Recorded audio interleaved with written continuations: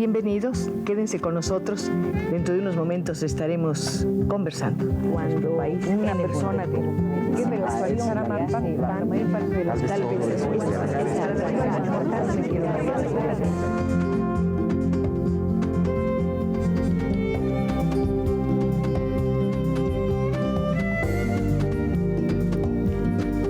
¿Qué tal? Muy buenas noches.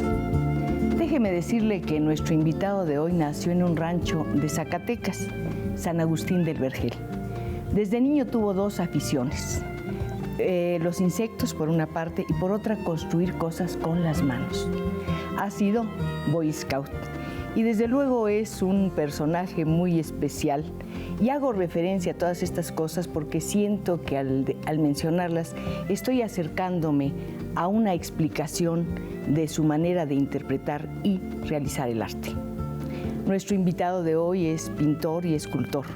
Ha trabajado en todos los formatos, desde el pequeño formato, el cuadro de caballete, hasta el gran mural, al que aplicó o agregó una serie de elementos naturales para darle una dimensión, un realce especial.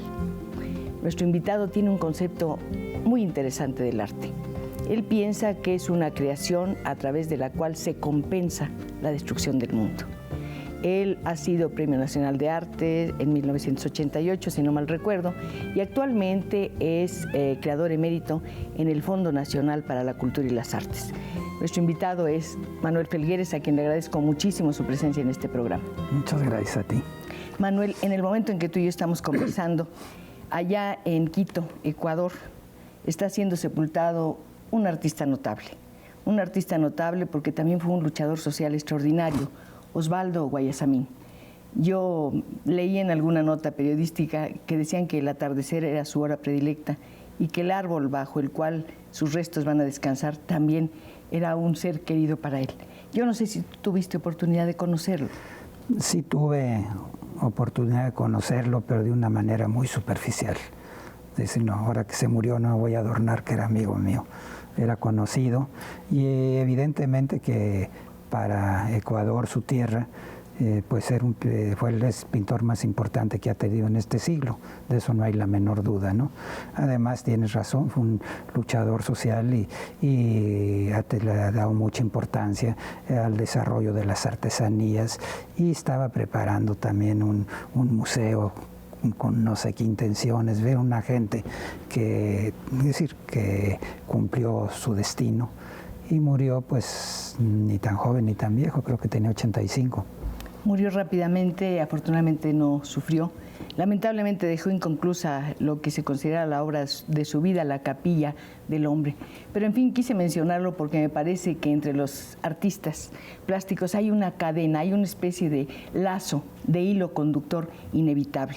E inevitablemente tenemos que acercarnos a otra figura importante del arte en el mundo, en este caso Rufino Tamayo, es su centenario.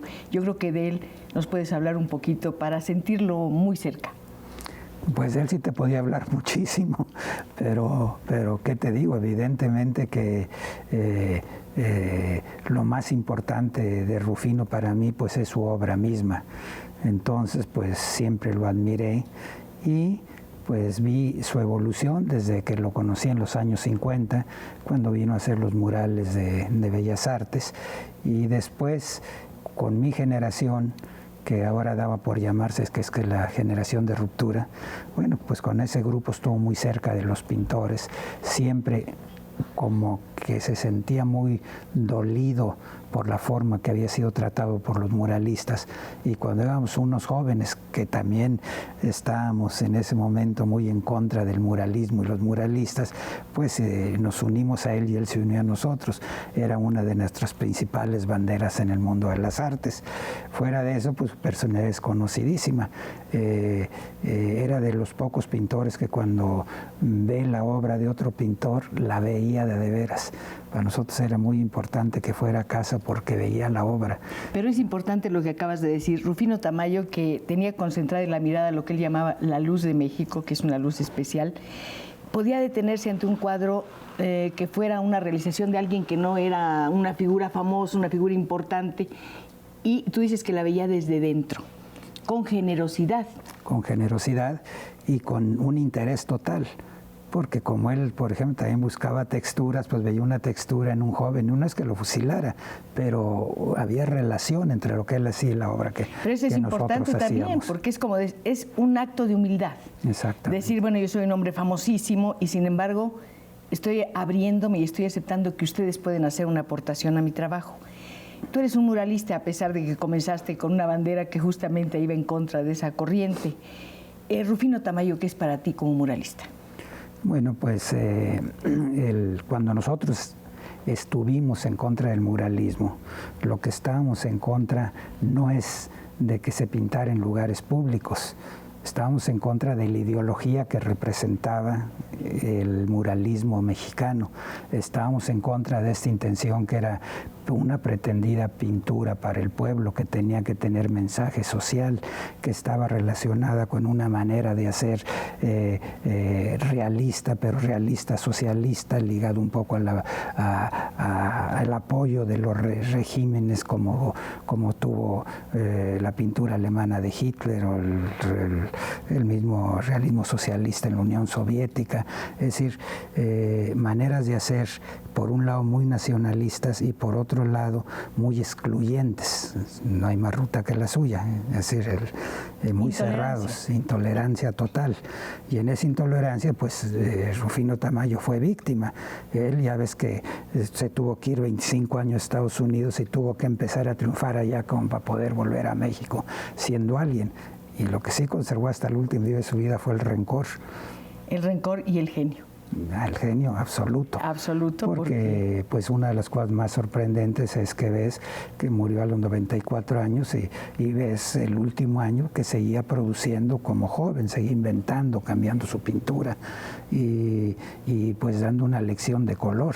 Tanta obra que pintó en su vida y nunca repitió el color, siempre tenía nuevas opciones. Yo quiero que ustedes aquí tengan la opción de participar en este programa, de conversar con uno de los más notables artistas plásticos de nuestro tiempo, con un ser generoso y lleno de pequeñas historias que yo creo que van a ir apareciendo a lo largo de este programa, a lo largo de esta conversación, no solamente con su servidora, sino con ustedes que van a marcar los números que tenemos en el estudio. Cuando hiciste referencia a Tamayo y al muralismo en general y su compromiso social, pues tenemos que acercarnos a dos cosas. El arte debe llevar un mensaje, debe relacionarse o no con la política. Es decir, generacionalmente nosotros lo negamos y yo individualmente lo sigo negando. Creo que la función social del arte no está, es decir, no es panfletaria. No se trata de hacer publicidad a un Estado o a un partido, ni siquiera a una ideología. El arte en sí mismo es decir, tiene una importancia pues, trascendente en la sociedad, sin estos agregados. Podría haber un pintor o puede haber un pintor que ponga un tema político y que sin embargo es un gran pintor, podría haber, pero no es el tema lo que hace al pintor. Es decir, durante siglos, muchos pintores pintaron vírgenes y no todos fueron Leonardo. Exacto. El hecho de que te hayas acercado al muralismo, yo creo que fue para ti una posibilidad de acercarte al pueblo realmente y de hacer un trabajo político. No hay un mensaje político en tu trabajo, pero es una tarea política darle al pueblo, en el mejor sentido de la palabra, la posibilidad de ver en una calle o en un espacio público como es un cine, pienso en el Cine Diana, donde estaba tu gran mural, una obra de arte. Pues sí, mira, uno como joven, pues es decir, lo que quiere es hacer arte, pero también le gustaría a uno pues que conozcan lo que uno hace, porque el arte es comunicación. Si uno se encierra en el cerro a hacer, pues no tiene importancia. Es un poco esta relación pues de dialéctica con la sociedad la que te va haciendo sentir, es decir, el valor o no valor de lo mismo que estás haciendo. Es decir, no se trata de hacer cosas que le gusten a todo mundo, sino al revés. Es decir, el arte trata como de elitizar al pueblo, no de vulgarizar la pintura. No sé si me entiendo. Sí, sí. Si me entiendes. Es decir, el arte por sí mismo educa. En este diálogo con el... ¿Qué pasa cuando uno empieza? pues, pues que tú estás muy contento en tu estudio, haciendo experimentos y haciendo cosas raras, y luego, pues un día el dueño de una galería te dice, pues me gusta lo que haces, va a hacer una exposición, ya haces tu primera exposición, ya andas vuelto loco, que por fin va a ser tu primera exposición.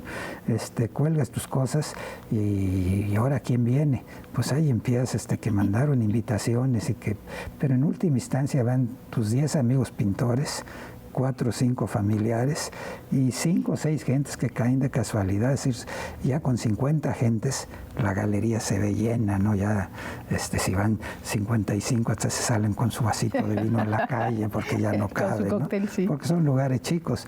¿Qué pasa? Ya expusiste, después sigues trabaje y pasan otros 2 años y vuelves a exponer y vuelves a tener 50 gentes, de las cuales estás repitiendo 30, ¿no? Entonces, bueno, para que la gente entre en contacto directo con mi obra, para que vea lo que yo hago, ¿cuántos años necesito si sigo con la galería? ¿Dejas la galería y sales a la calle para encontrar una compensación? Para poder entrar en diálogo con la sociedad, vamos a decir, sin destinatario. Entonces a mí el muralismo me importaba mucho en ese sentido, una manera de vamos a decir, por mí de darme a conocer, pero ese darme a conocer pues con la intención de recibir una respuesta, de establecer un diálogo. Mandar el mensaje del artista sin destinatario es como enviar desde una isla un mensaje en una botella y lanzarla al mar a ver quién la recoge. Yo creo que sí. ¿Tienes idea de lo que piensan las personas que se acercan o nos acercamos a tus esculturas? Por ejemplo, en el mural del Cine Diana, exacto. El arquitecto, que era Leopoldo Gut, convenció al dueño de un mural, de hacer un mural. El dueño lo aceptó. El dueño, obviamente, era una decoración más, no le importaba lo que hicieran, pero en cambio la operadora de teatros que tenía que rentar ese cine, lo primero que dijo que solo lo rentaba si quitaban esa mugre de ahí, por ejemplo. Es decir, fue un ataque tremendo contra que ese tipo de que ellos no lo aceptaban como arte, esa chatarra. Es decir, y eso por otro lado pues creó una polémica porque entonces mis amigos, vamos a decir mis amigos, pero la gente metida en el campo del arte, pues contestaban estos ataques y eso hizo que saliera muchísimo en la prensa y entonces eso pues hace que la gente lo voltee a ver. Pero ese mural fue una revolución en muchísimos sentidos. Primero está una obra de arte en una sala de cine. El cine es la más democrática de las artes. Va todo el mundo a ver una película. Por una parte. Por otra, incorporas a los materiales tradicionales otros que nunca se habían usado, conchas de mar, chatarra, desechos industriales. Esto es pues es una idea fantástica, pero también no sé si en el fondo de esa idea también había el deseo de provocar un poquito, una pequeña revancha. Es decir, la provocación siempre ha existido en el arte. Es decir, siempre quieres llamar la atención. Y te digo, el hecho de los materiales tiene que ver con muchas cosas. Por un lado tiene que ver con la época, porque el arte siempre está en relación a un momento de la historia. En ese momento una de las corrientes internacionales era el llamado arte pobre, que se dio sobre todo en Italia después de la guerra, que era como esta idea de recoger los desechos y reciclarlos para decir, bueno, con esto que es basura se puede hacer arte. Eso es bonita, la idea me parece muy bella. Entonces no necesita, porque cualquier cosa, el Cine Diana, bueno, ¿qué tenemos que hacer? Aquí tienes 30 metros de largo por 150 metros. Bueno, ¿con qué lo llenas? Dices, bueno, voy a hacer una escultura en bronce y quién sabe qué. No hay capitalista mexicano que te lo pague. No hay quien, ni el gobierno, nadie te dice, esta escultura en bronce vale tantos millones de pesos por la dimensión. La misma dimensión exigía materiales que permitieran realizarse a bajo costo, porque el dueño que no tiene, los dueños que normalmente patrocinan no tienen un mayor interés por la cultura y es como regla. Entonces, ¿por qué lo patrocinan? Pues porque les sale barato. digo, es una de las maneras de convencer. Señor, le hago un mural. No, pero eso es muy caro, ¿no? Yo se lo hago por 10 centavos. Bueno, échatelo. Digo, estoy exagerando, pero en esa forma, ¿no? Cuando pienso concretamente en este mural que tiene tantos elementos y que tenía un volumen especial, recuerdo lo que mencionaba al principio de esta conversación, en la que nuestros amigos ya están participando. Tu gusto desde niño por construir cosas y un poco por jugar y crear juguetes. No sé si esa idea, esa voluntad se proyecta en el mural del Cine Diana. Pues si hablamos específicamente del Diana, es una construcción, vamos a decir, una construcción con que, pues con chatarra. Después la chatarra se puso como moda en el arte y yo dejé de usarla, ¿no? Pero en ese momento era el primer mural realmente abstracto que se hizo en México. Tenía una novedad absoluta. Ganó un premio en la Bienal Anual de Esculturas y tenía muchas características de apoyo a ese mural. Pero a la vez, para mí, ¿cómo lo voy a hacer? Bueno, pues primero era ir a los tiraderos de fierro. Un amigo en Aceros Ecatepec me regaló un camión que recogiera yo chatarra. Entonces empieza esto desde andar metiéndote en ambientes rarísimos, en fábricas, en basureros, y andar pepenando piezas que te parecen bonitas, y ya que las tienes, ¿yo ahora qué hago con esto? Bueno, pues a tirarlas en el piso y empezar a construir, empezar a armar, empezar a ver, buscando lo que se busca siempre en el arte, que es una satisfacción estética, un placer estético, sobre todo para mí mismo. Si yo al encontrar una pieza, digo, hijos, qué bonita está esta pieza, la pongo y le pongo otra junto y se ve, y ahí vas. Pero Manuel, fíjate qué cosa tan bonita comentas. Dices que para recolectar el material que usaste en el mural fuiste a fábricas, donde encontrabas desecho de maquinaria, me imagino yo. Y esto nos lleva a la idea de la belleza. Hay muchas personas que creen que la belleza está únicamente en las cosas acabadas, en las cosas que tienen un sello que dice esto es bonito, pero se puede encontrar belleza en los lugares más extraños, más recónditos, inesperados, por ejemplo, en esas piezas de desecho. En otro de los murales, el del Deportivo Bahía, ahí la dimensión era peor, ahí teníamos 100 metros de largo por 6 de alto, era una cosa tremenda de tamaño. Bueno, ¿con qué lo hago? Ahí se me ocurrió a mí, conchas de ostión. Pues cuando estás comiendo un ostión, ves la concha y ves que tiene un color muy bonito. Y bueno, entonces se hizo de concha de ostión. Había que ir allá a la Merced a llenar un camioncito en las ostionerías, regáleme sus conchas, ¿no? Bueno, pero después, para hacerlo más bonito, logré que me patrocinaran comprar, el dueño del Bahía, creo que fueron 1000 abulones y 500 madreperlas o no sé qué, que ya ves que son preciosas las conchas. Sí, muy bonitas. Bueno, pues son materiales que son bellos, pero que normalmente, por ejemplo, el ostión, pues va a dar a la basura, ¿no? Entonces es recuperar lo perdido. Y que tiene una belleza en sí, y con eso darle es decir, poder llegar a un objeto que pretende ser artístico. Yo creo que un artista debe sentir un enorme placer al saber que va a dar también dicha y placer a quienes miran su obra. Y sobre todo, no sé si en tu caso, y supongo que sí, pensar que estabas embelleciendo un lugar de esparcimiento muy popular, como un balneario o un cine, a donde va toda la familia, donde las personas tienen una tradición, una serie de relaciones, de referencias, de lenguajes. También había otro placer, porque es decir, también era un muralismo con un tipo de distinto integración con la arquitectura. Ves que todo el muralismo mexicano pues se hace en lugares ya de por sí nobles, Palacio Nacional. Y la arquitectura te ayuda, claro. En lugares maravillosos, casi siempre en oficinas públicas. O si bien les va en universidades, escuelas, en lugares, aquí era lo contrario, es hacer los murales en los lugares más populares, en que la gente entra de todos los niveles, en que no llevan el prejuicio del gran edificio, y además sin el peligro de cargarte los edificios, que hay muchos murales, que con este mural, qué horror cómo dejaron ese, aquí no importaba, eran espacios muy neutros y que había la posibilidad de hacer algo, ¿no? A mí me encantaría que alguna de las personas que ha visto esos murales en el cine y en el balneario Bahía, que es un lugar pues muy tradicional, muy popular, nos llamara y nos dijera qué sintió cuando vio ese trabajo. Yo creo que fue una sorpresa extraordinaria.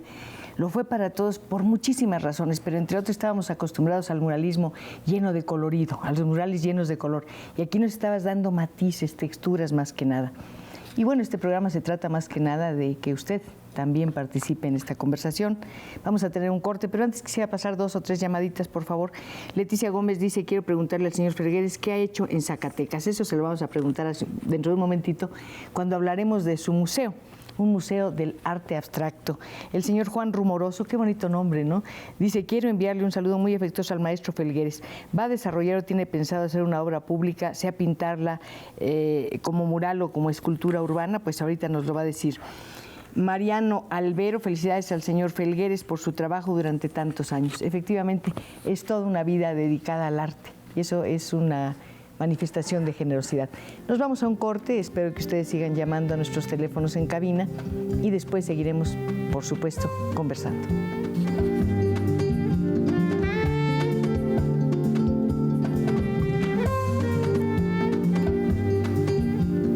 Al principio de esta conversación hice una serie de referencias acerca de las predilecciones y la vida de nuestro invitado, Manuel Felgueres. Mencioné que él había sido Boy Scout. Y naturalmente esta referencia tiene que ver, y lo celebro, con una llamada que nos hace Mónica Sierra. Dice, no es Mónica Sierra, sí, no, perdón, el señor Daniel Vega dice, quiero felicitar a la señora Pacheco por su programa, muchas gracias, y quiero que el señor Felgueres hable de Jorge Ibargüengoitia. Quiero decirles que Manuel hizo un viaje en 1947 para asistir en Europa a un congreso internacional de Boy Scouts, y en ese viaje estaba también, bueno, pues Jorge Ibargüengoitia y Juan y Fernando García Ponce. ¿No estaba Juan? Ni Fernando. Ah, no estaba, pero estaba Jorge. Jorge, sí. ¿Cómo fue la relación con Jorge? Pues mira, me da miedo empezar a hablar de Jorge porque se nos va a ir todo el tiempo, pero en fin, fuimos amigos desde la primaria prácticamente. En los Scouts pues, estábamos en el mismo grupo. Luego digo que yo siempre tengo mucha relación con él porque vivíamos en la misma colonia. Mi madre era viuda, su madre era viuda. Él tenía un rancho en Guanajuato, yo tenía un rancho en Zacatecas. Entonces había como una cercanía y cuando se nos ocurrió salió esa oportunidad, se llama Jamboree, ese congreso internacional, nos eligieron porque éramos buenos como scouts, nos eligieron para representar a México. Cuando faltaban como 15 días para que el contingente, pues resultó que salía muy caro y pues ni él ni yo teníamos dinero. Entonces nos movimos como locos y conseguimos irnos a Nueva York en Greyhound y conseguir un barco de transporte de tropas, como quiera, y llegamos a...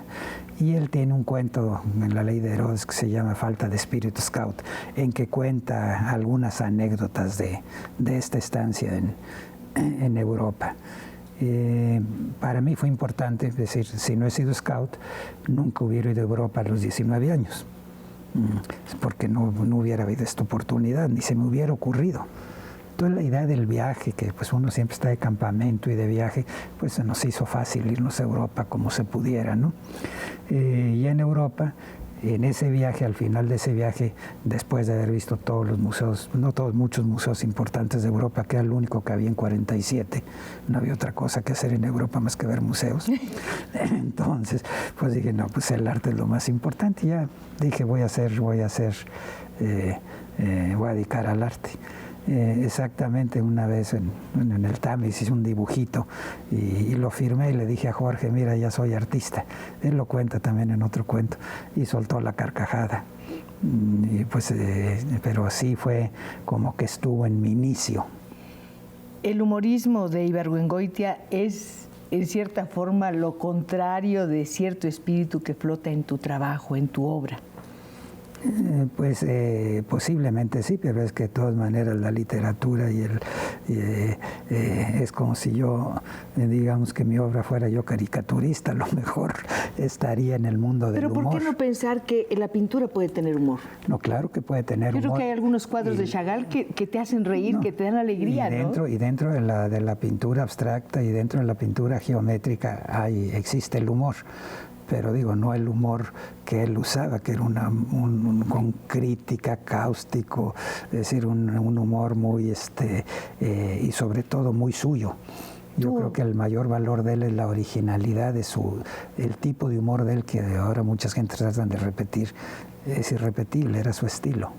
Además, el arte, la pintura y las artes plásticas carecen de palabras, pero una vez tú me comentabas esto, es un trabajo que se hace en silencio y sin embargo está lleno de todas las palabras.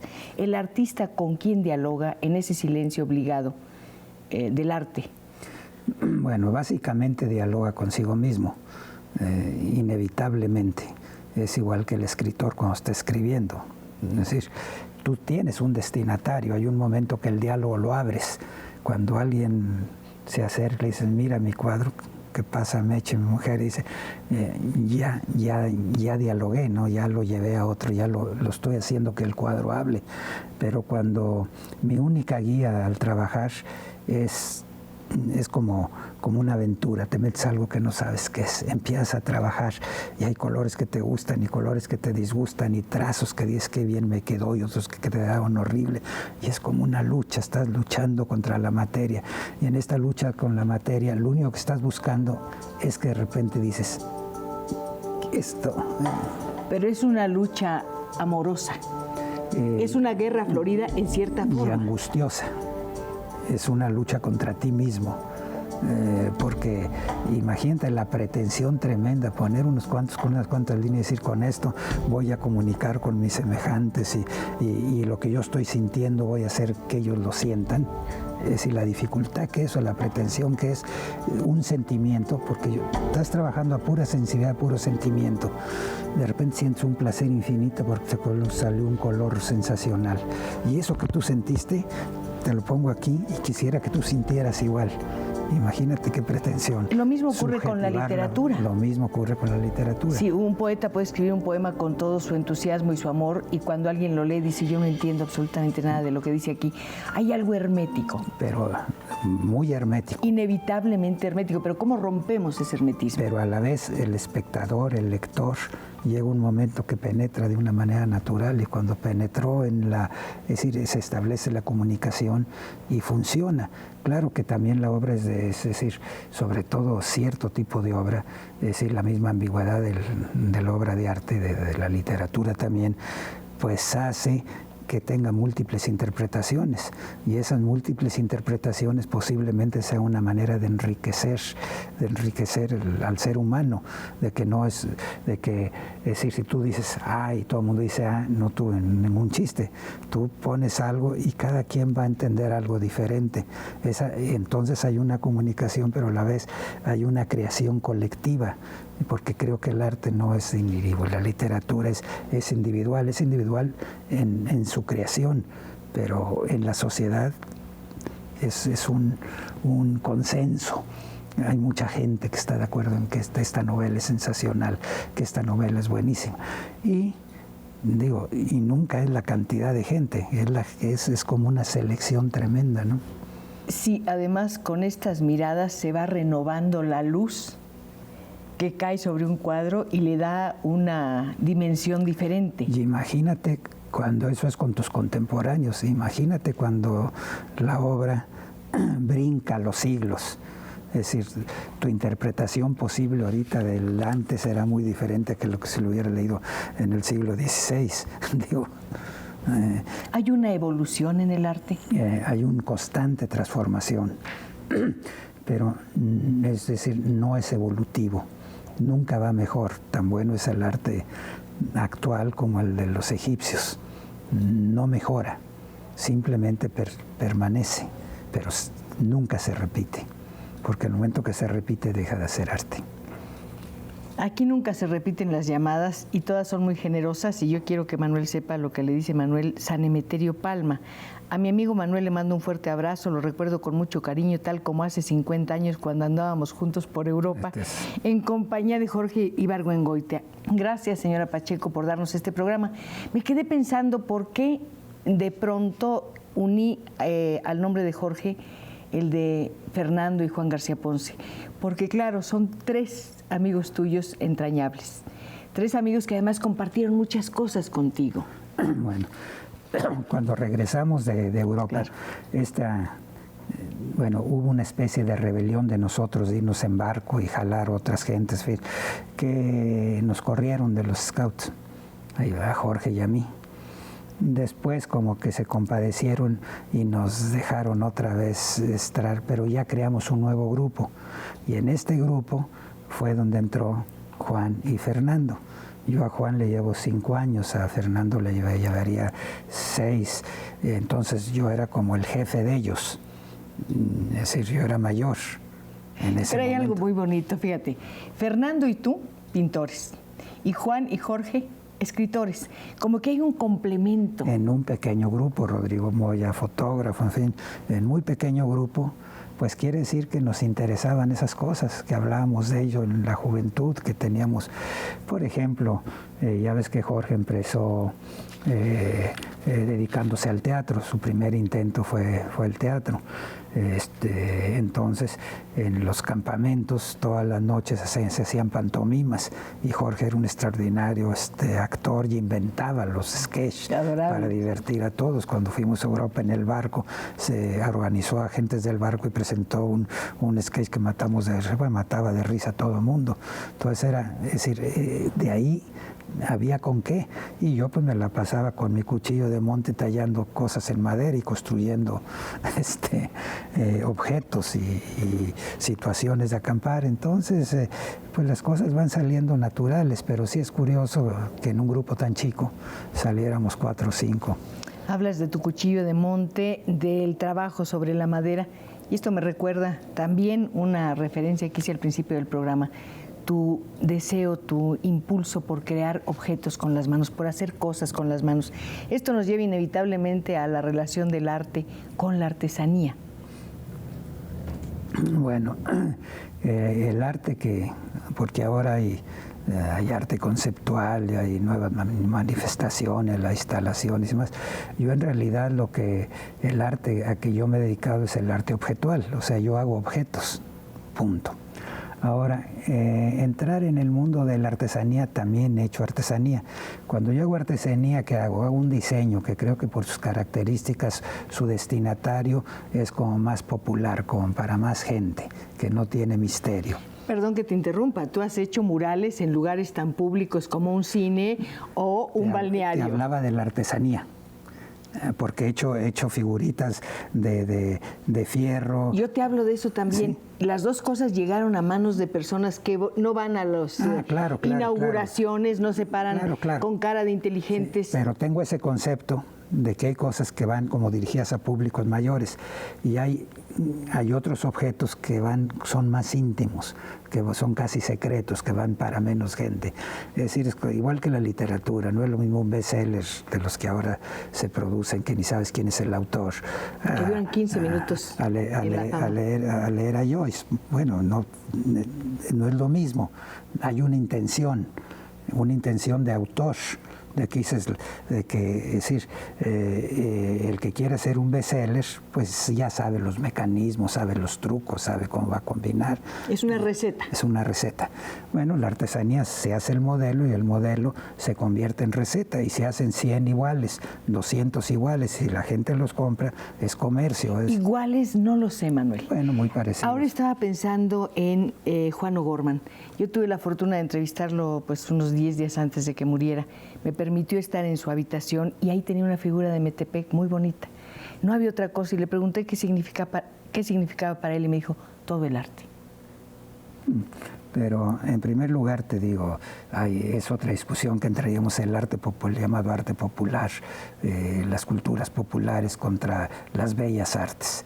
Es decir, es evidente que una artesanía, cuando fue creada, normalmente tuvo la intención de ser arte o fue arte.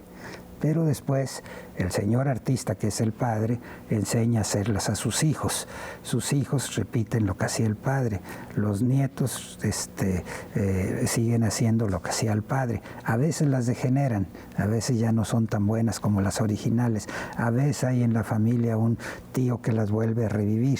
Es decir, pero el misma cosa de que es un oficio, es decir, que con oficio puede repetir la figura, es decir, el creador fue el abuelo, pero ya la pieza fue, ya se fue hecha tan repetitivamente que ya no conserva su digamos, es imposible que conserve el toque original.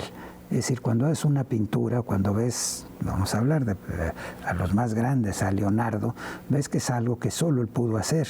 Él no pudo haber puesto a su hijo a que hiciera Leonardos. Es demasiado personal. En cambio, hay otro tipo de pintura que sí puedes poner a tu hijo a que lo haga y lo hace perfecto. Cuando hablé de el artista y el artesano, pensé en otros puntos de referencia que a lo mejor son mucho más elementales. La mano. El hecho de hacerlo todo con las manos, con cierto tipo de herramientas, y también los materiales que usa un escultor y un artesano. A eso me refería. Bueno, sí, en eso claro que es exactamente lo mismo. Ahí no hay diferencia, ¿no? Y hay otra cosa. Como la máquina de escribir o la computadora para un escritorio. Y hay otra cosa, un artesano rara vez firma sus trabajos. Por lo mismo, porque no son piezas, primero nunca son piezas únicas, aunque tengan detallitos que las hacen únicas, nunca. Segundo, no tiene esa pretensión. Yo creo que para hacer arte, uno de los primeros problemas es tener la voluntad de que sea arte. Es difícil, esa cosa que dicen que solo los que buscan lo imposible lo encuentran. Bueno, entonces, digamos, siempre digo que el oficio de pintar, el oficio de pintor, un maestro puede enseñar a cualquiera a pintar, a cualquiera, pero la pintura es que haga el que aprendió el oficio, no necesariamente es arte, es pintura. Entonces hay mucha de la pintura que se hace, no es arte. Es más, hay muy poca pintura que se haga que sea arte. Puede ser bonita y decorativa, que es una cosa totalmente distinta. Y tener un gran oficio. Y aunque sea pintura, puede ser una artesanía repetida. Hay gentes que hacen paisajitos, tienen el oficio, qué bonito que lo hagan, ganan la vida con ello, es su oficio, tienen derecho a ganarse la vida, pero que no pretenden inventar nada, no pretenden crear nada, no pretenden ir más allá. No hay riesgo. No hay riesgo. Y el arte implica riesgo total. Aquí yo siempre tengo un riesgo de que el tiempo se me acabe antes de poder abordar todos los temas que me interesa con mis invitados, en este caso con el artista plástico Manuel Felgueres. Tengo una llamadita, o varias, mejor dicho, pero la vamos a pasar antes de un corte. El Rocío Ortiz Alvarado, felicitaciones al programa de la señora Pacheco por su invitado, el señor Manuel Felgueres. Siento mucho respeto y admiración por él. Mi esposo y yo somos egresados de la Esmeralda y nos parecen excelentes sus obras. Tiene una gran frescura, vigorosa, como si fuera un adolescente.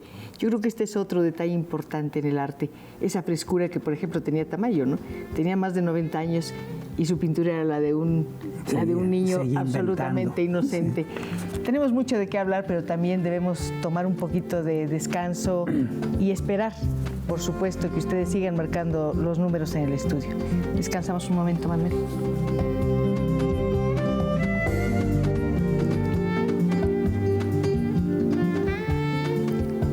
Qué bello, qué agradable es pensar que una obra de arte nos permite compartir experiencias de la vida cotidiana. Y eso está pasando ahora. Manuel Aguilar de la Torre dice: tengo muy buenos recuerdos del señor Felgueres por sus trabajos tanto en el balneario Bahía como en el cine Diana, que fue muy atacado. Yo lo defendí cuando escribía en Excelsior. Luz García, fíjate nada más. Luz García Martínez, felicito a la señora Cristina Pacheco, es una maestra bueno, muchas gracias. Y al maestro Felgueres: cuando de niña vi el mural del Deportivo Bahía, me inspiró tanto que decidí estudiar periodismo para poder acercarme a los artistas, y uno de ellos es usted. Malena Solís: hola tío Manuel, soy Malena Solís. De pequeña jugué con tus esculturas en la casa de Patricio Sáenz y por ti aprendí a amar el arte. Te mando un beso muy grande. Hay algo muy bonito. Bueno, la casa de Manuel es realmente una maravilla. Hay en una ventana un trenecito colgado, un avioncito, que era un juguete que estaba destruido y Manuel reconstruyó. Hay otra parte donde están en miniatura sus esculturas. Y bueno, hay otro salón que él llama, se suponía que era un bar, y llama el Salón de los Recuerdos, donde están presentes sus grandes amores, sus grandes amigos, las grandes presencias de su vida. Yo creo que muchas de las personas que te están viendo sienten que tú también eres una gran presencia en su vida, y ya lo estamos viendo aquí. Hablábamos del arte, de eso hay que hablar con un artista. Además, en estos tiempos, Manuel, yo creo que es raro poder hablar de estas cosas. Todos estamos tan preocupados por el precio de los jitomates o de la gasolina, o por la violencia que hay en el mundo, la inseguridad, que hablar un poco de arte y mirarlo nos crea un refugio de amor y de paz. Yo creo que sí, que es, por eso a veces es tan difícil acercarte al arte, por lo preocupado que anda la gente en todo, ¿no? Uno mismo como gente que pretende hacer cosas, pues necesitas cierta tranquilidad para poderte concentrar, ¿no? Y claro que todas estas cosas que mencionas, violencias, miserias, falta de dinero y todo, pues distraen mucho, ¿no? Y el artista tiene que tener a fuerza la capacidad de zafarse de todo cuando está produciendo, pero a la vez yo soy rata de museo. Yo cuando voy a un museo y veo las grandes obras de la historia de la pintura, me fascinan tanto que se me olvida todo lo demás. Hasta cierto punto es un escape de situaciones horribles de la vida, ¿no? Dices que un artista cuando trabaja tiene que abstraerse de todo. Te preguntaría, ¿un pintor también requiere de una torre de marfil? ¿Es posible esa torre de marfil en este tiempo? Yo creo que la torre de marfil no es exterior, que es una construcción interior. Tienes que tener una capacidad de concentración, de aislarte, que alrededor de ti pueden estar pasando las cosas más horribles. Tú no puedes estar volteando porque te pierdes. Entonces necesitas esa concentración, esa capacidad de concentración, y la importancia o la obsesión que vas tomando en la obra misma, esa locura por lo que estás haciendo, pues a fuerza te aísla del ese. Entonces es una torre Babel construida desde ti mismo. Eso no quiere decir que en el momento que terminas y te acuerdas todo lo que está pasando, te angusties, pero en el momento de trabajar lo tienes, lo sientes, pero no puedes. No sé si basta obsesionarse con una idea para poder realizarla, pero recuerdo también que en alguna conversación me dijiste que a ti te gustaba, pues te gustan mucho los animales y te gustaba tener cerca insectos por su forma, por lo que significan, además de eternos, supongo yo. Pero un animal al que no pudiste cazar, una nauyaca. Y cada vez que te encuentras en la imposibilidad de realizar un trabajo, una idea, piensas en esa nauyaca. ¿Te acuerdas? ¿Sería El viejo y el mar? Podría ser. La nauyaca, lo que me pasó es que, a pesar de mi experiencia en cazar todo tipo de animales, la horqueta que tomé al apretar estaba podrida, entonces se me rompió y me fui yo contra ella y salí corriendo, ¿no? Y ella corrió también. O sea que ahí es como algo que no se pudo esa vez. Esa nauyaca se me fue, pero luego pesqué otras. Pero me imagino que, bueno, no sé realmente, no sé si cuando se te va una idea, ¿la dejas ir o la estás cazando a ver si la puedes pescar y dominarla con una horqueta, mejor decir, con recursos mejores? Siempre tu deseo, siempre es un deseo utópico, pero siempre es a mejor. Es decir, si dices, bueno, si lo que yo hago, ya no hablemos de arte, es pintura, quiero que esta pintura que sigue sea mejor que la anterior. Creo que esta exposición que voy a hacer sea mucho más, tenga más calidad estética que la anterior. Quiero que tenga más novedad, quiero que tenga más personalidad, quiero. Entonces siempre es una lucha por superarte. No sé si la fama te permite hacerlo, y lo menciono por una razón. El hecho de que un cuadro tenga la firma de Felgueres ya adquiere una dimensión. Los críticos, los especialistas pueden decir, no, si es de Felgueres está muy bien. Yo creo que en este sentido la fama es un lastre terrible para las personas como tú. O puede ser, por supuesto. El problema es que es contigo mismo, ¿no? Te digo, es la lucha. Es difícil tú mismo saber de que la fama te saque, que te digan qué bueno es y que tú digas, ay, qué bueno soy, pues no. Digo, la fama será de la obra, no de uno. Es decir, si la obra, dicen, es muy apreciada, te da mucho gusto que sea muy apreciada, pero no te creas que es tan fácil que la obra sea muy apreciada. Es decir, hay gente que la aprecia muchísimo, hay críticos que la alaban, hay escritores que entran en comunión con la obra. Sí hay un mundo que es el mundo cercano, pero no es una fama como que te saque de tu realidad, no puede ser. Con todo respeto voy a mencionar a Botero. Botero es un pintor con enormes cualidades, con enormes capacidades, con un dominio del oficio, por supuesto, y sin embargo creo que se ha convertido en su peor enemigo, porque tras un Botero viene otro Botero y da la impresión, insisto, lo digo con respeto, de que cada obra está un poco recurriendo a ciertos mecanismos que tuvieron éxito en el cuadro anterior. Bueno, tú lo has dicho. Yo, como soy amigo de Botero, no puedo decirlo. Yo soy amiga de Botero también, pero me temo que todas esas señoras gordas... No hablemos de Botero, pero hablamos en general. Hay muchos pintores que encuentran como el hilo... La fórmula de algo que les da resultado, sobre todo económico. Y que en ese momento empiezan a repetirse de una manera pues un poco exagerada. No nada más se repiten, sino que para colmo baja por la rapidez de que hay mucho mercado, que tienen que producir mucho, bajan la reflexión y la calidad en la obra misma. Entonces la obra baja de calidad, la cantidad sube y repiten fórmulas y se hacen millonarios. Bueno, eso no tiene nada que ver con la fama, eso tiene que ver con el éxito de mercado. Es decir, depende, hay muchos tipos de fama. Ay, Manuel, yo aquí voy a tener fama de latosa porque siempre se me acaba el tiempo y lo lamento y le hago muy feas caras a don Roberto que me dice que me quedan 4 minutos o 3 minutos. Antes de que terminemos esta conversación y con la esperanza de sostener otra alguna vez muy pronto, quiero que nos hables un minutito de tu museo en Zacatecas. Yo creo que es una generosidad de tu parte extraordinaria haber abierto ese espacio para que las personas puedan tener un contacto con las obras, no solamente tuyas, sino de otros pintores y escultores. ¿Qué te cuento? El Zacatecas pues es una maravilla de ciudad. Absolutamente. Una vez hubo un museo que se llamó Francisco Goitia, que sigue existiendo, y ahí había una sala de Pedro Coronel, otra de Rafael y otra mía. Más Goitia, que se había muerto, y Ruelas.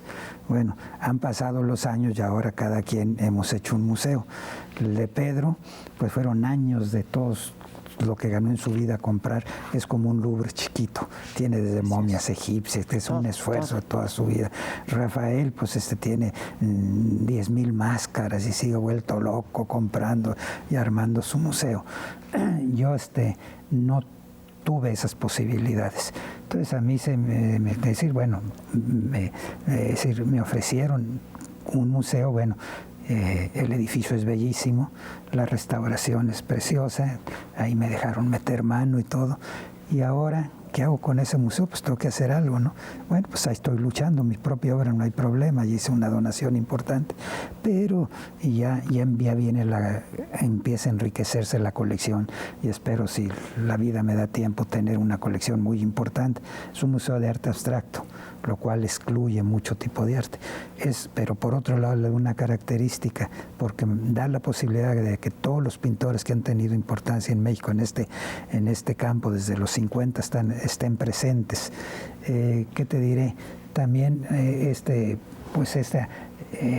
sensación de que estás pagando algo, de alguna manera que estás haciendo algo. Devolviendo algo, porque te ha ido todo ha sido muy bonito y tienes el cariño a la tierra, inevitablemente. Entonces es un placer hacer algo ahí, ¿no? Es decir, hacer el museo, pues eso es como construir también algo, y ahora qué ponemos en este muro, y hay que conseguir un cuadro, pero a la vez es una responsabilidad, tiene que tener una calidad de primera, y cuando termine esto tengo que empezar a buscar a todos los amigos importantes que he conocido en el extranjero, conseguir obra de ellos, y es un proyecto a largo plazo. Pues qué bueno que sea un proyecto a largo plazo, porque eso les permitirá tener otros acercamientos a Manuel Felgueres. Él ha dicho que el arte no se explica, que el arte no se dice con palabras, porque todas las palabras están en el arte. En este caso, prefiero no explicarle cuánto significa para su servidor y para este programa su presencia en esta conversación. Pues gracias. Simplemente, como diría el escritor inglés, lo demás, después de estas palabras dichas por ti, lo demás tiene que ser silencio. Un silencio lleno de respeto, de agradecimiento y cargado por el entusiasmo que nos despierta la manera en que Manuel Felgueres nos da otra visión del mundo a través de la línea, los colores, los volúmenes. Una visión llena de vida, llena, como dije antes, de generosidad y en tal caso, por supuesto, de luz. Una luz que corresponde a esta maravillosa que mencionamos al principio, la luz de México que solamente han visto los grandes artistas plásticos. Muchas gracias, Manuel. Gracias de verdad. Me dejas mudo de tanto halago.